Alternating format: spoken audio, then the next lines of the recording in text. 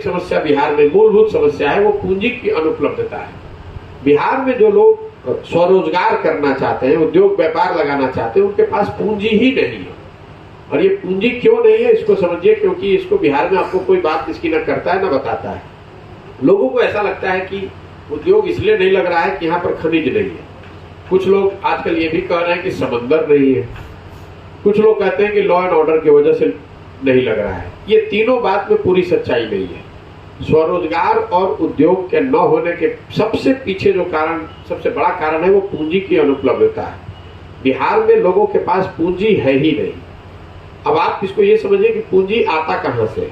देश में पूंजी आता है जो आप और हम बचत करते हैं, जो पैसा कमाते हैं, जो बचत करते हैं, उस बचत से पूंजी का निर्माण होता है, जिसको कहते हैं ग्रॉस कैपिटल फॉर्मेशन।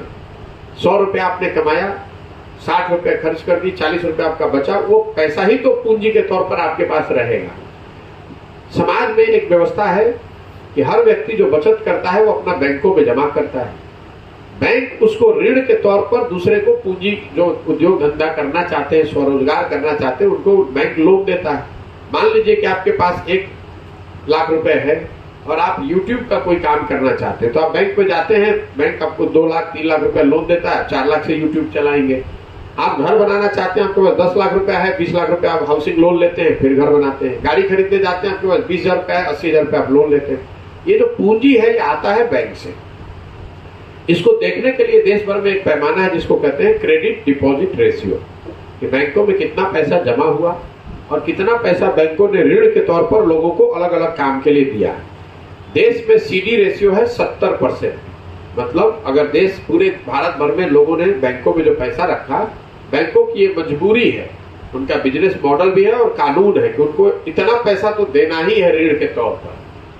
बिहार में CD रेशियो है 40%, देश में है 70, बिहार में है 40। 1990 में ये था 38%।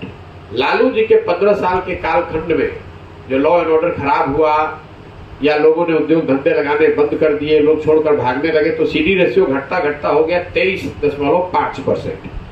फिर 2004 से जो थोड़ी थोड़ी स्थिति सुधरी है तो ये बढ़कर 40% हुआ है। अब इसका खामियाजा क्या हो रहा है मैं आपको वो बताता हूँ। पिछले साल बिहार की जनता ने बैंकों में जमा किया 4,21,000 करोड़ रुपया। बिहार की जनता ने, सबने मिलकर बैंकों में जमा किया अपने बचत का 4,21,000 करोड़ रुपया। बैंकों ने लोन के तौर पर दिया 1,61,000 करोड़ रुपया, क्योंकि CD रेशियो यहाँ 40% है। अगर राष्ट्रीय औसत 70 के हिसाब से भी बैंकों ने ऋण दिया होता तो बिहार में ऋण मिलता 2,80,000 करोड़ रुपया। तो जो 1,60,000 रुपया ऋण दिया और जो बाकी का पैसा 2 लाख करोड़ से ज्यादा हो गया कहां? वो 2 लाख करोड़ रुपया बैंकों ने बिहार से शिफ्ट कर दिया उन राज्यों में जहां पर उद्योग धंधे लग रहे हैं। तो कर्नाटक में, गुजरात में, महाराष्ट्र, केरल, तमिलनाडु और तेलंगाना, आंध्र प्रदेश में CD रेशियो अगर आप निकाल कर देखेंगे, ये RBI का डेटा है, वहां पर CD रेशियो है 90 से ज्यादा। मतलब अगर बैंक, लोगों ने 100 रुपए वहां जमा किया तो बैंक वहां 90-95 रुपया ऋण के तौर पर दे रहे हैं।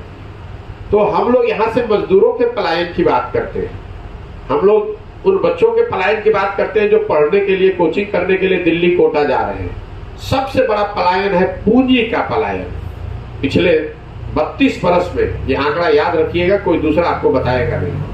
1990 से लेकर जब से लालू जी मुख्यमंत्री बने और पिछले वित्तीय वर्ष तक रिजर्व बैंक का डाटा बता रहा है कि 26,35,000 करोड़ रुपया बिहार के बैंकों ने यहां से ट्रांसफर कर दिया दूसरे राज्यों में।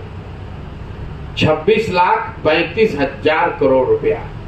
इन 32 वर्ष में बिहार सरकार का बजट नहीं है इतना पैसा। तो हम लोग कहते हैं भाई यहाँ विकास क्यों नहीं हो रहा है? भाई पिछले साल 2,37,000 करोड़ का बिहार सरकार का बजट था, उसमें आप 60-70 हजार रुपया विकास पे खर्च करते हैं, बाकी तो एस्टेब्लिशमेंट का खर्चा है। उस 60,000 करोड़ रुपया में चाहे आप वृद्धावस्था पेंशन बांट दे, सड़क बनवा दे, अस्पताल बनवा दे, फैक्ट्री लगवा दे, जो कुछ भी कीजिएगा उसी 60,000 में करना है। जरा अंदाजा लगाइए, 60,000 करोड़ के मुकाबले अगर 2 लाख करोड़ रुपया हम लोग कह रहे हैं बाहर से आके कोई इन्वेस्ट नहीं कर रहा है। भाई जो बिहार का पैसा है वो तो बिहार में इन्वेस्ट होना चाहिए।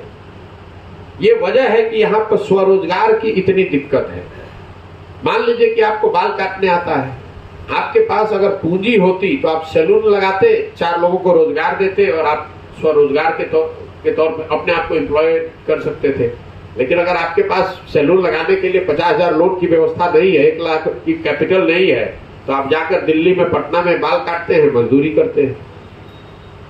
यहाँ पर देखिए, आप दिल्ली में जाते हैं, आपको घर खरीदना होता है 1 लाख, तो बैंक वाले एक दूसरे से कम्पीट कर रहे हैं कि हमारा ऋण सस्ते दर पर है, हमसे लीजिए, हम आपको दिवाली में गिफ्ट देंगे, हमसे लोन लीजिए।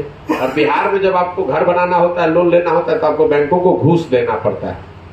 गाड़ी खरीदने के लिए ऋण लेना है तो आपको घूस देना पड़ता है। अंदाजा लगाइए 26 लाख करोड़ रुपए अगर इसका आधा पैसा भी बिहार के लोगों को मिला होता तो कितने ज्यादा घर बने होते, कितनी ज्यादा गाड़ियां खरीदी गई होती, कितने ज्यादा लोगों ने रेडीमेड का दुकान खोल लिया होता, किसी ने यूट्यूब चैनल बना